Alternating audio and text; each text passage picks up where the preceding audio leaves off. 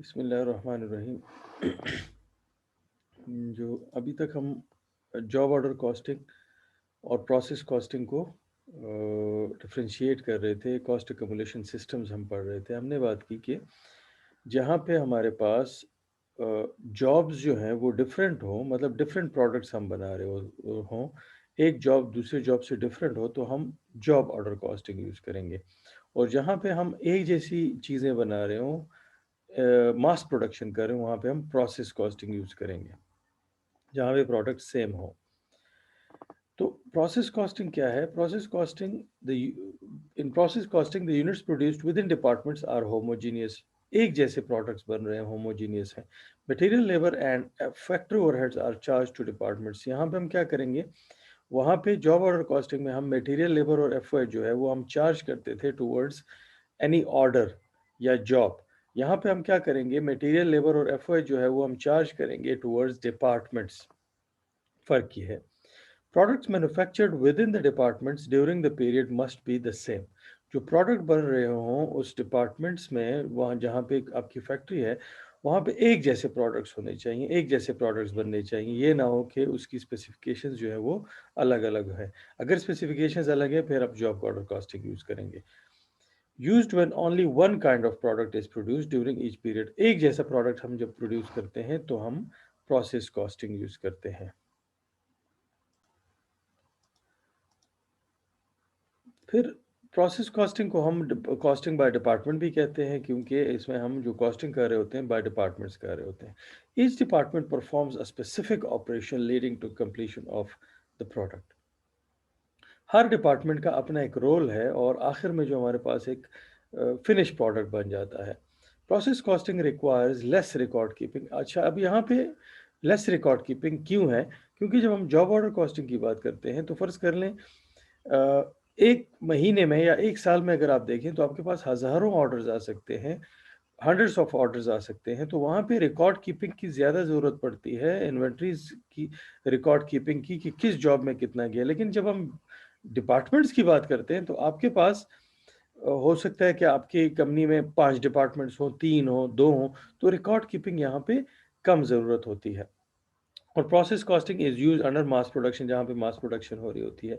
तो process costing का तरीकाकार क्या है कि ये सारी चीज़ें मटेरियल, लेबर और एफओएच जो है, ये हम डाल देते हैं एक प्रोसेस में या एक डिपार्टमेंट में आपने लिए। अब उस डिपार्टमेंट ने अपना काम कंप्लीट कर दिया, तो नेक्स्ट डिपार्टमेंट में आप ट्रांसफ़र हो गए। जब नेक्स्ट डिपार्टमेंट में उन चीज़ों को ट्रांसफ़र किया गया, तो वहाँ से हो सकता है कि कुछ मटेरियल, लेबर और एफओएच मज़ीद लग जाए, और हो सकता है कि ना लगे। डिपेंड करता है कि आपका नेचर ऑफ द बिज़नेस क्या है। फिर डिपार्टमेंट बी ने भी अपना काम कंप्लीट कर दिया, तो हो सकता है कि आगे आपके पास डिपार्टमेंट सी हो, जहाँ पे आप मज़ीद उसकी कुछ प्रोसेसिंग कर सकें और उसमें भी मटेरियल, लेबर और एफओएच जो है, वो यूज़ हो सके। फिर यहाँ से या बी से आप फिनिश गुड्स की तरफ चले गए, और अब हर एक डिपार्टमेंट का अपना एक वर्क इन प्रोसेस अकाउंट बनेगा। पहले हमारे पास वर्क इन प्रोसेस अकाउंट हर एक डिपार्टमेंट के लिए, हर एक जॉब के लिए नहीं होता था, एक ही वर्क इन प्रोसेस होता था। यहाँ पे क्या होगा? डिपार्टमेंट वाइज़ हम वर्क इन प्रोसेस, और इस डिपार्टमेंट में जितनी कॉस्ट ऐड की गई, वो ट्रांसफ़र होगी नेक्स्ट डिपार्टमेंट में। फिर दोनों की जो कॉस्ट ऐड की गई, वो तीसरे में जाएगी, जो तीनों की जो कॉस्ट ऐड होगी, वो फिनिश गुड्स में जाएगी, और सारी कॉस्ट जो है वो अक्युमुलेट होके ultimately cost of goods sold में कोई चीज़ मिसिंग नहीं होगी इसमें। फिर इसके बाद हमारे पास हम डिस्कस कर लेते हैं कि एक डिपार्टमेंट से हम दूसरे डिपार्टमेंट में तो जा रहे हैं, लेकिन प्रॉब्लम ये है कि क्या हमेशा ऐसे ही होगा जो अभी थोड़ी देर पहले हमने डिस्कस किया, कि हम एक डिपार्टमेंट से दूसरे में जाएंगे, दूसरे डिपार्टमेंट से तीसरे में जाएंगे, तीसरे से चौथे में जाएंगे? हमेशा ऐसा नहीं होता। मुख्तलिफ प्रोडक्शन फ्लो होते हैं, डिपेंड करता है आप क्या चीज़ बना रहे हैं। तो जो फिजिकल प्रोडक्शन फ्लो है, वो हमारे पास 3 टाइप का हो सकता है। एक सीक्वेंशियल है, एक पैरेलल प्रोडक्ट फ्लो है, और एक सेलेक्टिव प्रोडक्ट फ्लो है, कि हमारा प्रोडक्ट जो है डिपार्टमेंट वाइज़ किस तरह उसका फ्लो बनता है। अब सीक्वेंशियल जो फ्लो है, प्रोडक्ट फ्लो है या सीक्वेंशियल प्रोडक्शन फ्लो है, each product is processed in the same series of steps. Series of steps होते हैं, मतलब कि एक डिपार्टमेंट के बाद दूसरा department. Work in process, blending department, blending से आप ट्रांसफ़र कर रहे हैं टुवर्ड्स टेस्टिंग डिपार्टमेंट से वही चीज़ें जो हैं वो जा रही हैं टुवर्ड्स टर्मिनल डिपार्टमेंट, और टर्मिनल डिपार्टमेंट से चीज़ें जा रही हैं टुवर्ड्स फिनिश गुड्स। मतलब ये एक सीरीज़ ऑफ डिपार्टमेंट्स हैं, department 1 then into department 2 then into department 3, इस तरह आपका प्रोडक्ट जो है वो मूव कर रहा होता है। लेकिन जो दूसरे प्रोडक्शन फ्लो हैं, उसमें ऐसा नहीं होता। अब पैरेलल प्रोडक्ट फ्लो में क्या होता है? In parallel product flow, certain portion of the work are done simultaneously. Simultaneously means कि एक टाइम पे दो डिपार्टमेंट्स में उसी प्रोडक्ट के ऊपर काम हो रहा होता है। एक चीज कहीं और बन रही होती है, दूसरी चीज कहीं और बन रही होती है, and then brought together in a final process और processes for completion and transfer to finish goods.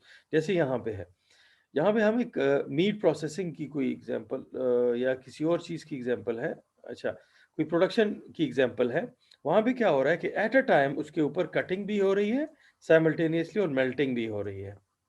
फिर जब कटिंग हुई तो कटिंग से आगे ट्रांसफर हुआ टुवर्ड्स सैंडिंग डिपार्टमेंट, लेकिन यहाँ पे उसके साथ साइमल्टेनियसली एक और काम भी हो रहा है कि जो मेल्टिंग डिपार्टमेंट है वहाँ से कास्टिंग डिपार्टमेंट में शिफ्ट हो गया। अब सैंडिंग डिपार्टमेंट और कास्टिंग डिपार्टमेंट का जो काम है वो सारे का सारा शिफ्ट हुआ टुवर्ड्स, अब यहाँ पे अगर आप देखें तो पैरेलल प्रोडक्शन फ्लो है, यहाँ पे पैरेलल प्रोडक्शन फ्लो है। लेकिन अगर आप इसको देख लें, कटिंग डिपार्टमेंट से जब आप सैंडिंग में आ रहे हैं तो ये एक सीक्वेंशियल फ्लो है। यहाँ से आप देख लें मेल्टिंग से आप आ रहे हैं कास्टिंग में तो ये भी सीक्वेंशियल है। लेकिन यूँ अगर आप देखें इस तरीके से तो आपको एक पैरेलल फ्लो मिल रहा है। जैसे यहाँ पे भी एक पैरेलल फ्लो मिल रहा है। फिर इसके बाद जो है फिर से सीक्वेंशियल बन जाता है।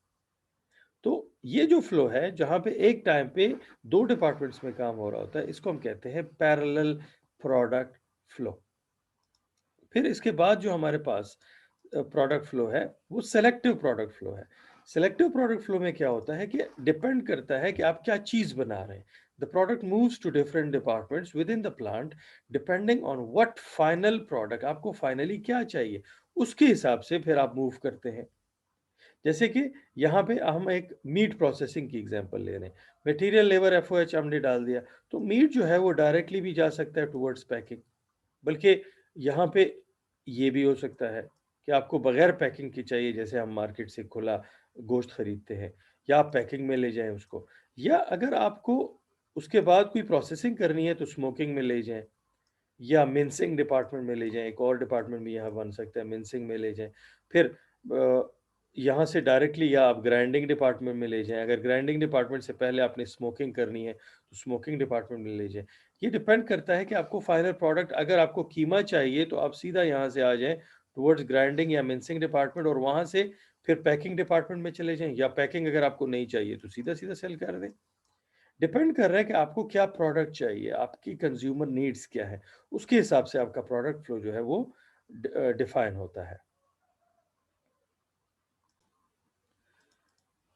फिर इसके बाद हम, जैसे हमने जॉब ऑर्डर कॉस्टिंग में या चैप्टर 3 में भी हमने डिस्कस की, चैप्टर 4 में, कि कैसे अकाउंटिंग होगी फॉर मटेरियल लेबर और एफओएच, तो वो हम डिस्कस कर लेते हैं। यहाँ पे भी तकरीबन वैसे ही है, लेकिन सिर्फ यहाँ पे जो नई चीज़ आ जाती है वो ये है कि हम हर एक डिपार्टमेंट के लिए वर्क इन प्रोसेस अकाउंट जो है वो अलग अलग बनाएंगे, बस सिर्फ ये फ़र्क है।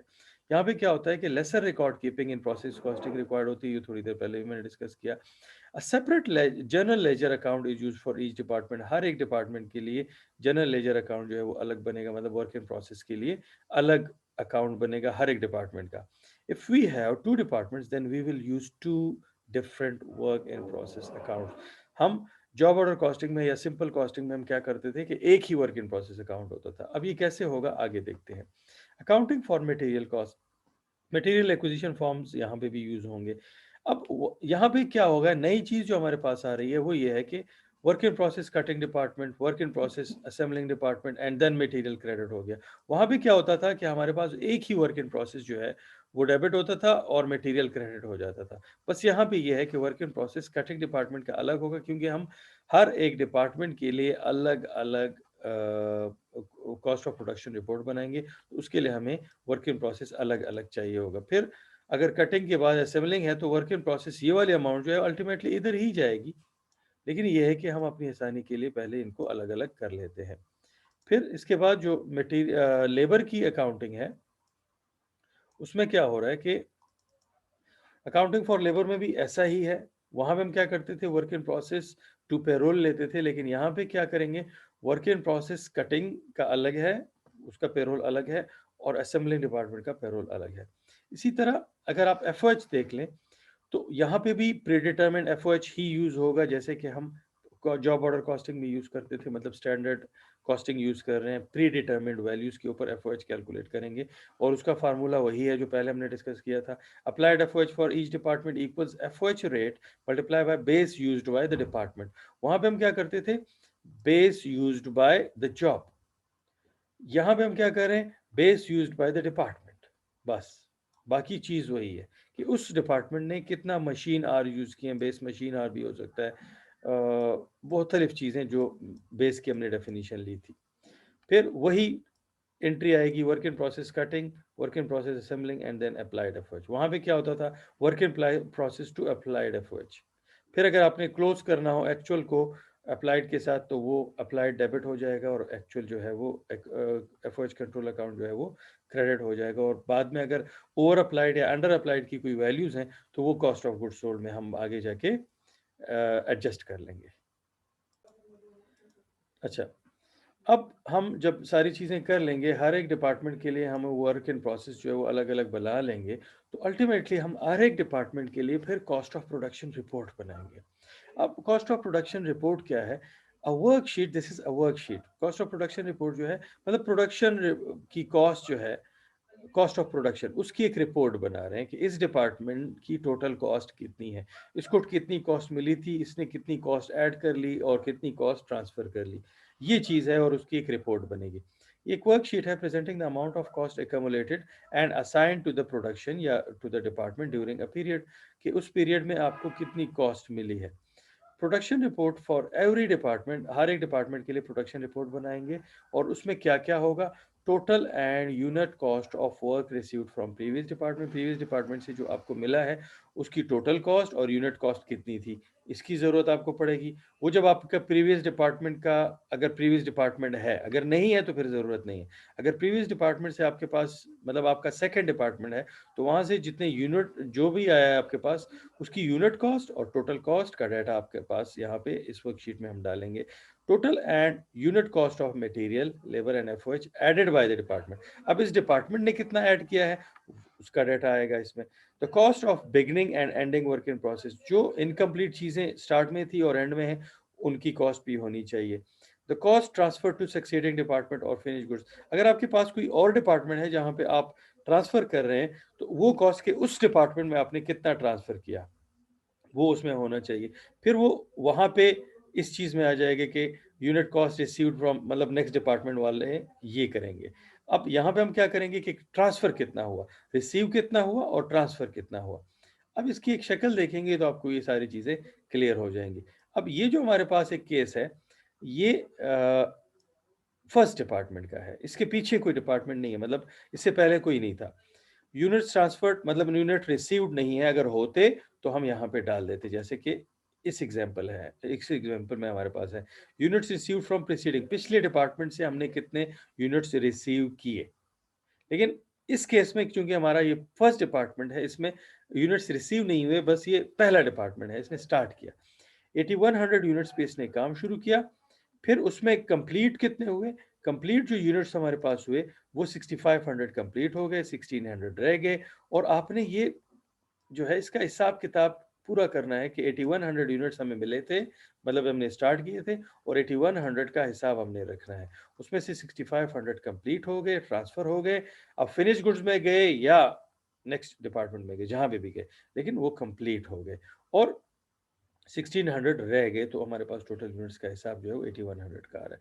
फिर cost charge to the department, cost added by the department, इस डिपार्टमेंट ने कितना कॉस्ट ऐड किया, ये है हमारे पास 41, ये ऐड किया, मटेरियल का कितना है इतना ऐड किया, फिर लेबर का कितना ऐड किया, ये सारी कॉस्ट जो है हमारे पास आ गई है। 91,000 कॉस्ट जो है इस डिपार्टमेंट में टोटल है। फिर उसका हमने हिसाब किताब लेना है कि ये जो कॉस्ट है इसका हमने क्या किया है, इसके साथ क्या हुआ है मजीद। Cost of units transferred out, जो ट्रांसफर आउट यूनिट हो गए उनकी कॉस्ट है 91,652। फिर work in process closing inventory, जो चीज़ें कंप्लीट नहीं हुई, मतलब इन चीज़ों की कॉस्ट, ये जो 1600 है, इनकी कॉस्ट हमारे पास, ये जो 6500 है, इनकी कॉस्ट तो ट्रांसफ़र हो गई। टोटल कॉस्ट जो पर यूनिट है वो हमारे पास आ रही है 14.1, और जो work in process closing inventory की कॉस्ट है वो हमारे पास आ रही है 6365। तो टोटल कॉस्ट अगर हम ऐड करेंगे तो ये दोनों फिगर हमेशा सेम होती हैं। अब हम नहीं जा रहे हैं उस डिटेल के ऊपर, इसमें फिर बहुत सारी चीज़ें ऐसी आ जाती हैं जो कि उसके लिए हमें कम से कम 1-2 हफ्ते की ज़रूरत होगी, ये कंप्लीट वर्कशीट जो कॉस्ट ऑफ प्रोडक्शन रिपोर्ट है, ये सीखने के लिए। अब अगर आपके पास सेकंड डिपार्टमेंट में आप हैं, तो उसमें क्या होगा? Units received from preceding department, units transferred to next department, work in process, ending inventory, वही चीज़ है, लेकिन यहाँ पे आपको वो भी चाहिए होगा डाटा कि आपने रिसीव कितना किया है। फिर इसी तरह कॉस्ट की जब बात आ जाती है, कॉस्ट फ्रॉम प्रीसीडिंग डिपार्टमेंट के पिछले डिपार्टमेंट ने हमने कितना कॉस्ट उनसे रिसीव किया था और उनकी यूनिट कॉस्ट क्या थी। फिर cost added by this department, material की कितनी है, लेबर की कितनी है और मैन्युफैक्चरिंग ओवरहेड की कितनी है। टोटल कॉस्ट एडेड, ये आ गया। हमारे पास जो टोटल कॉस्ट इस डिपार्टमेंट ने ऐड की है वो 316,000 की है, 32,000 की पहले से रिसीव हुई है, तो टोटल कॉस्ट जो हम रिस्पॉन्सिबल हैं इस डिपार्टमेंट में वो कितनी है? 348। अब इसने इस कॉस्ट का क्या किया? उसमें से कुछ यूनिट्स जो हैं वो ट्रांसफ़र हो गए, जैसे यहाँ पे आपको नज़र आ रहे हैं। 14,000 यूनिट्स जो हैं वो ट्रांसफ़र हो गए, उनकी कॉस्ट 19.83 है, तो ये कॉस्ट ट्रांसफ़र हो गई नेक्स्ट डिपार्टमेंट में। जो कॉस्ट रह गई, ये जो 10,000 यूनिट्स रह गए थे, उनकी कॉस्ट ये है। उनके लिए आपने कितने यूनिट्स हैं? 10,000 यूनिट्स हैं, 50% कंप्लीट है बाय मटेरियल, उनकी कॉस्ट आपने कैलकुलेट कर ली, ये सारा कुछ कैलकुलेट किया, तो 348,000 यहाँ पे भी है, 348,000 यहाँ पे भी है। ये दोनों चीज़ें सेम होनी चाहिए कि जो कॉस्ट आपको मिली है, उतनी ही कॉस्ट आपने फॉरवर्ड भी की है, इसमें कोई फ़र्क नहीं होना चाहिए। ये हमारे पास कॉस्ट ऑफ प्रोडक्शन रिपोर्ट है।